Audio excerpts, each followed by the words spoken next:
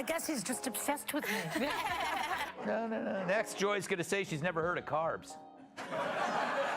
Seriously, her denial of knowing me is as believable as her red hair. But obsession? I mean, come on, Joy. Where would you even get that idea? Like Joy Behar's face, it's looking worse and worse by the day. More full of crap than Joy Behar after a night of scotch and Taco Bell. Her being named Joy is like me being named ugly. Joy wasn't there on the show. Apparently Mondays are her days off when she feeds in the pasture. It now smells like a humid day inside Joy Behar's moo-moo. And the motives stink worse than Joy Behar's jog bra. I mean, assuming she jogs. Oh, wait, there she is. In tonight's View on The View, here's Joy Behar calling young Republicans dumb. This business about the aging that keeps coming up and talking about the young generation. The young generation of Republicans are dumb. You've got that Vivek Ramaswamy. You've got Marjorie Taylor Greene. You've got, wait a second, Lauren Bubblehead, Matt Gaetz. But you have all these people who went along with the insurrection, who believe that Trump won. Oh, Marjorie's out there. Oh, Trump won by a landslide. They're liars, and they are the new generation of the Republican Party. Joy sure loves running her mouth. She should. But she should. It's the only running she does. It all started with one of the most ruthless burns ever delivered on live TV. A moment so sharp, so personal, it didn't just go viral, it lit the whole internet on fire. Imagine this: a smug face, a sarcastic grin, and then boom, a brutal takedown that left jaws on the floor. She's probably been put in there because, according to Donald Trump, she's a 10. You know that's what it is. I noticed Jesse was a 7. Joy Behar calls her a 10. I mean, how dare she objectify a woman with a sexist rating system, but it's such a typical thing from a 1.5. What was supposed to be just another TV jab turned into a full-blown roast session. And the target? A certain long-standing talk show host, known for her loud opinions and louder hair. She brushed off her opponent like she didn't even know who he was. Big mistake. That denial got shredded on air with one of the most savage comebacks ever, comparing it to her red hair just as fake and just as unbelievable. Did you watch the whole thing or just the parts that I sent you? I watched it. Obviously, just the parts that you said. Did I watch a whole episode of The View? No woman can do that unless you're stupid. But I have a job. Here's the thing. How can they call themselves progressives when they keep saying that nothing has progressed? Then it's on them. Right. I just wish I could have, what I would have watched if I could, would have been Joy Behar watching that. Yes. And being like, I totally made the right call. Like, it was not an accident that they had him there on her day off. Yeah. That was just the opening shot.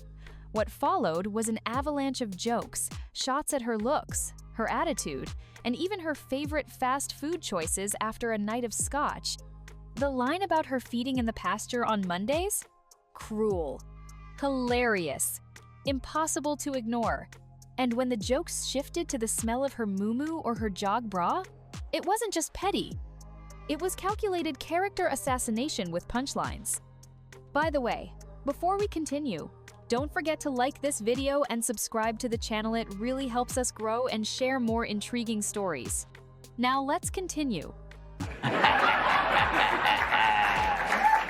Of course, there's as much a chance that Trump will be impeached as there is a Joy Behar ever seeing her feet. The Washington Post ran a fluff bomb celebrating centrist Democrat women, going gaga over their resumes, mom energy, and group chat chemistry. But in this journalistic stroke job, not a single policy position was mentioned, which is weird. That's like doing a profile on me and not mentioning my many bodybuilding awards. Thank you. Because what happened next wasn't just a roast, it was a carefully aimed missile at everything this host stands for. What came next felt less like a comedy bit and more like a public execution with a smile. While she wasn't even on the show that day, that didn't stop the firestorm. He took her absence as an opening, calling out her usual Monday off like it was a weekly pasture visit. Then came the full-force strike, a mix of razor-sharp wit and surgical precision. No screaming, No table pounding, just line after line slicing through her credibility. He didn't just mock her, he dismantled her entire act. In front of a live audience, without missing a beat, he exposed how shallow and repetitive her arguments were. Her jokes about young Republicans? Well, she had that one Halloween where she went as Diana Ross and she felt she was treated differently. You know, I also just...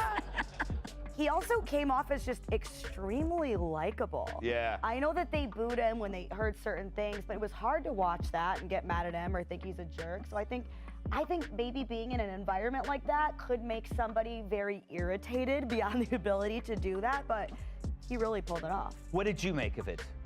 He flipped those on their head. Her labeling of conservative figures as dumb? He used that to show just how little thought actually backs up her loudest opinions. He wasn't just winning an argumenta, was changing the rules of the whole game. No ranting, no cheap shots, just calm, relentless takedowns delivered with a smirk. It wasn't just about Joy anymore, it was about exposing how much of this so-called political commentary is just noise. It felt like a lion walking through a petting zoo. Unbothered, deliberate, and fully in control. By the end of that segment, you could feel Ide wasn't just pushing back. He was stepping over her. And not with anger, but with something even more brutal: amusement. Joy Behar, the comedian that inspired me to be a cab driver. She proved yet again how dumb she really is on The View when she pointed out that people in East Palestine voted for Trump. Roll this. I don't know why they would ever vote for him, for somebody who, by the way, he placed someone with deep ties to the chemical industry in charge of the EPA's Chemical Safety Office. That's who you voted for in that district.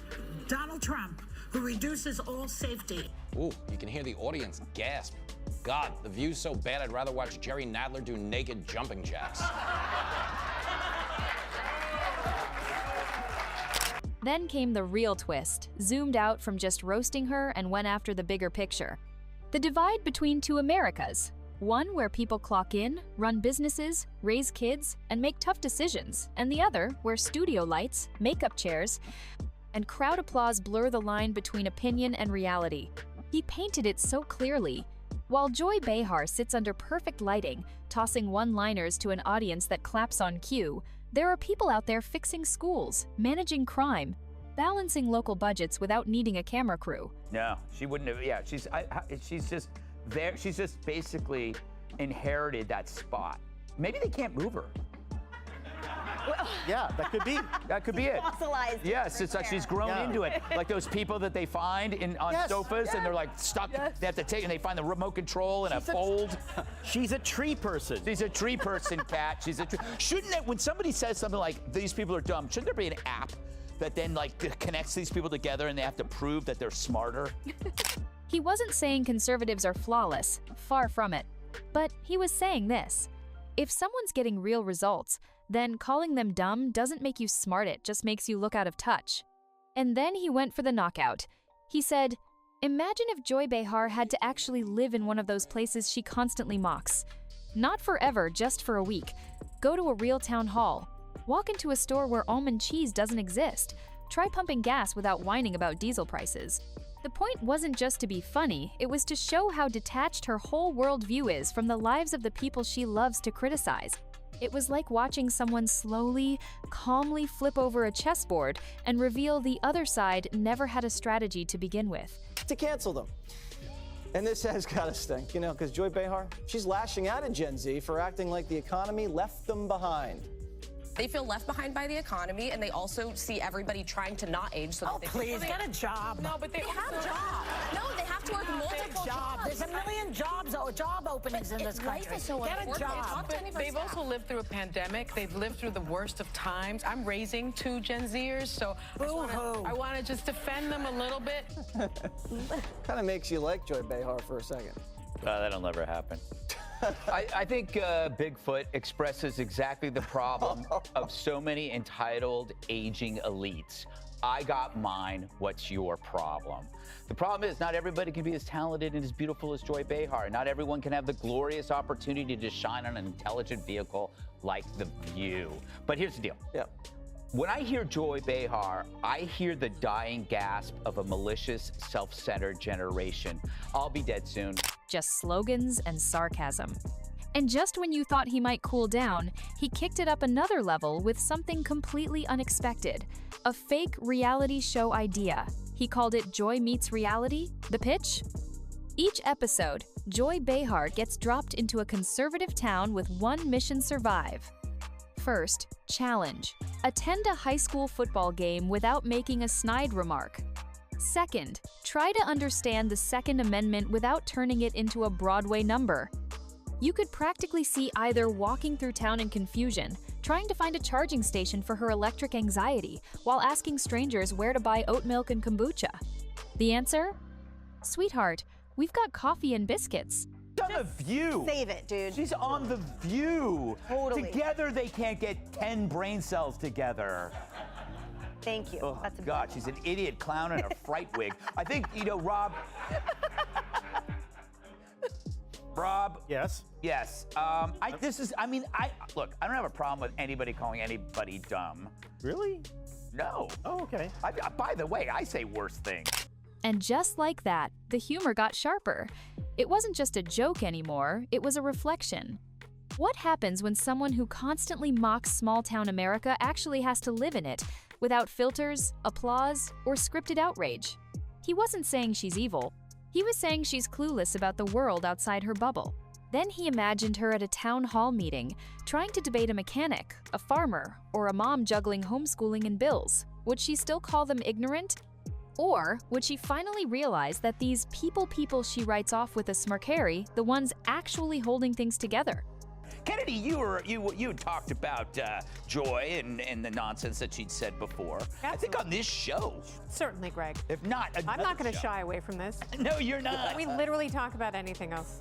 No. No, I'm kidding. No. The View, by the way, we have to say thank you to The View for providing us with It was a slow weekend for news, right? I had to do war. So The View just gave us like so much. Did you see it was on Fox all the time? It's like the Fox News went to the View buffet and just started scooping out, going back for more. It was comedy, yes, but with a blade hidden in every punchline. Then came the part that really stung, not because it was loud, but because it was true. He started pointing out how people like Joy love to mock others for thinking differently, but when you peel back their arguments, there's nothing underneath. No depth, no logic, just recycled takes and smug laughter. He explained it plain and simple. Real progress doesn't come from talk shows. It comes from hard decisions, real-world results, and yes, disagreements.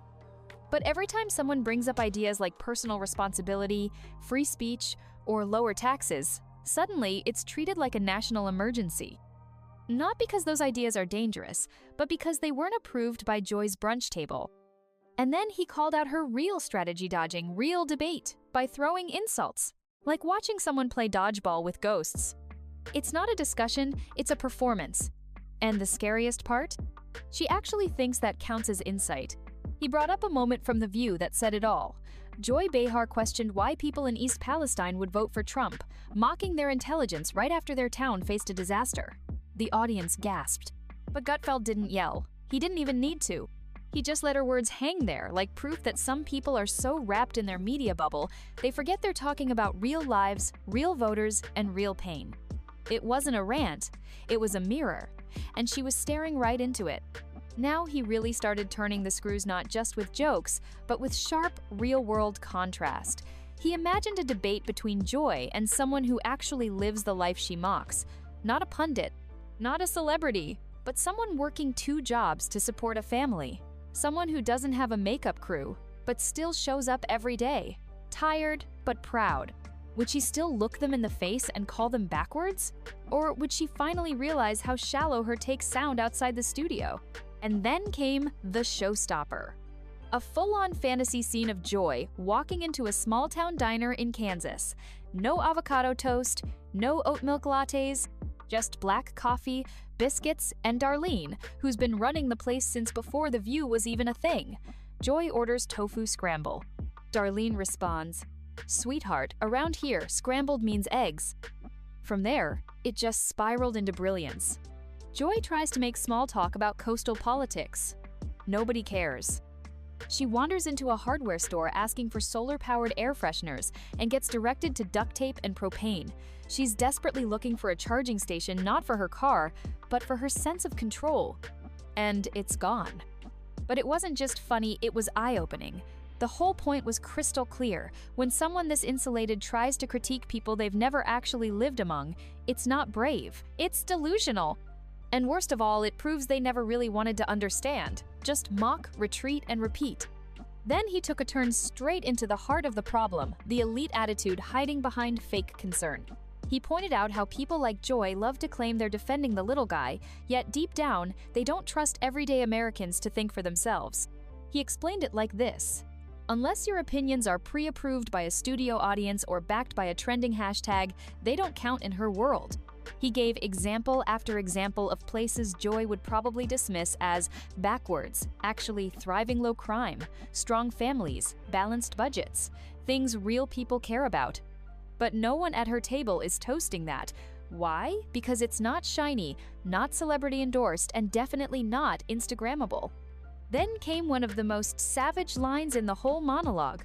He imagined Joy sitting in a small-town barbershop trying to explain why the public should care more about her TV outbursts than about food prices or school choice. One man offers her a chair and says, "We don't get cable out here, but we do get bills." That hit like a freight train. No anger, no screaming, just cold, brutal clarity. He wasn't mocking her personality, he was tearing down the entire structure she operates in. A world that thinks applause equals wisdom and airtime equals truth. And with every word, that world was crumbling. And then, without raising his voice, he delivered what felt like the final blow. He made it clear this wasn't personal. It wasn't just about one talk show host, it was about a whole media class that thinks volume equals value, that if you speak loudly enough, you must be right. But all he had to do was sit back, smirk, and let her own words collapse under the weight of their own emptiness. The punchline? The destruction didn't come from rage. It came from facts, humor, and that slow, calm delivery that made every joke hit even harder. It wasn't a tantrum, it was a lesson. And the more he spoke, the clearer it became. This wasn't a debate, this was a demonstration of how easy it is to peel back the polished image and show the hollow core underneath. He explained that arrogance isn't intelligence, that mocking people doesn't make you right, that just because someone has a platform, it doesn't mean they have a point. And with each line, he proved it not with shouting, but with precision. He exposed the real game. She wasn't defending truth, she was performing. And the more she talked, the more obvious it became. In the end, the applause didn't save her. Because no amount of clapping can cover up when you've been absolutely outclassed, start to finish. As it all wrapped up, the energy didn't drop, it sharpened. He circled back, not to repeat himself, but to show just how deep the problem runs. He pointed out that this tactic, calling entire groups of people dumb just to avoid a real conversation, isn't clever, it's cowardly, and it's everywhere. He imagined a world where every time someone like Joy Behar calls others stupid, an app connects her with one of those stupid people so she has to actually explain herself. No camera, no cue cards, just a face-to-face conversation with someone who lives in the real world. That's the showdown she avoids. And that's exactly why her arguments crumble the moment someone asks a single honest question. He showed that this wasn't just a roast, it was a complete breakdown of a fake persona, one built on easy applause and easier insults. And while she clung to her studio safety net, he didn't even need one. Just truth, humor, and a calm voice that cut through the noise like a blade. Her arguments weren't just weak, they were never real to begin with. And when someone finally exposed that, not with yelling, but with surgical precision, it wasn't a scandal. It was a reckoning. If you enjoyed this video, don't forget to hit the like button and subscribe to this channel. Also, drop your thoughts in the comments. See you on the next one.